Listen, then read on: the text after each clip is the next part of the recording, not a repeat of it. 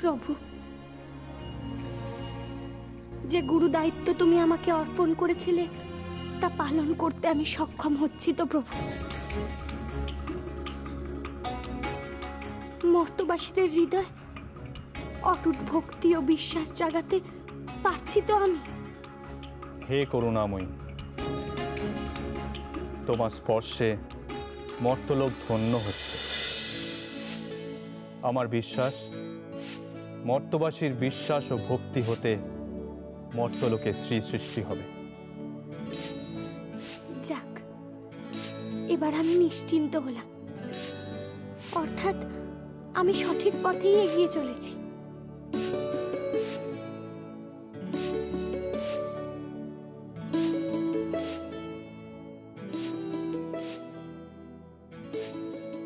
কিন্তু এই সাফল্য যথেষ্ট নয় দেবী।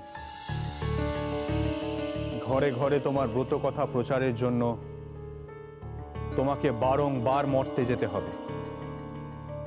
মর্তবাসীর জীবন যাপনও করতে হতে পারে তোমাকে। এই ত্যাগের জন্য তুমি প্রস্তুত তো?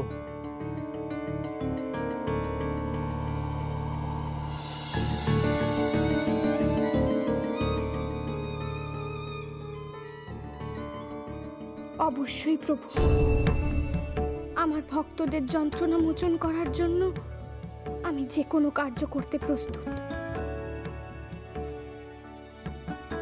শুধু তুমি আমায় আশীর্বাদ করো প্রভু, আমি যেন এমন ভাবেই তোমার সেবা করে যেতে পারি, সে আমি যে লোকেই থাকি না কেন।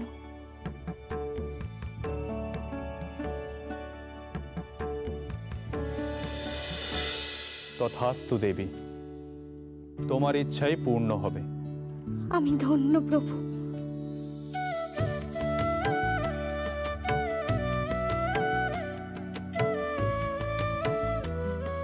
শ্রী, তোমার কোমল স্পর্শে আমার সব ক্রোধ অন্তর্হিত হয়।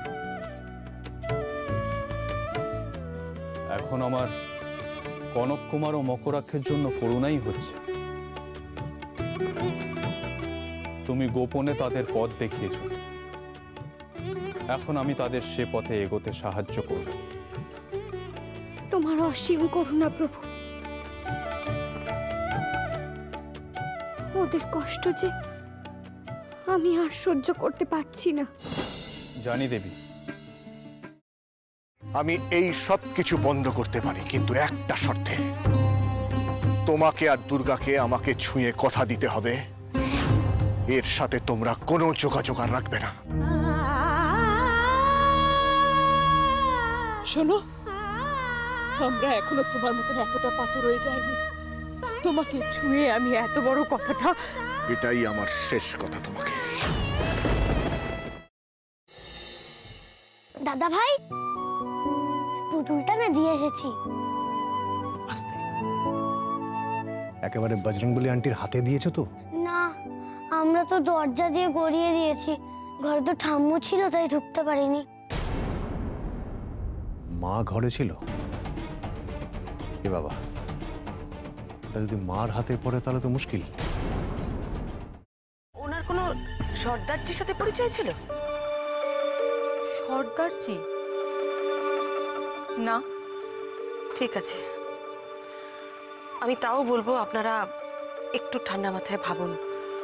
আসলে আমার জানাটা খুব দরকার।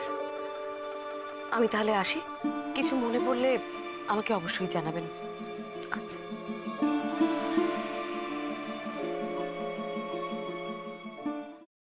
ফ্রাইং প্যানে Emami healthy and tasty refined rice bran oil গরম করে তাতে গোটা কালো সর্ষে আর কারি পাতা ফোড়ন দিয়ে ওর মধ্যে একে একে টমেটো কুচি, বাঁধাকপি বাটা, নুন, হলুদ গুঁড়ো, শুকনো লঙ্কা গুঁড়ো আর সামান্য চিনি দিয়ে ভালো করে কষিয়ে নিয়ে ওই মিশ্রণে কুড়িয়ে বেটে রাখা নারকেল, পাকা লঙ্কা কুচি আর কারি পাতা দিয়ে ভালো করে নাড়াচাড়া করে নামিয়ে নিয়ে নারকেলের স্লাইস, পাকা লঙ্কা স্লাইস আর কারি পাতা দিয়ে সাজিয়ে সার্ভ করুন বাঁধাকপির ঝাল।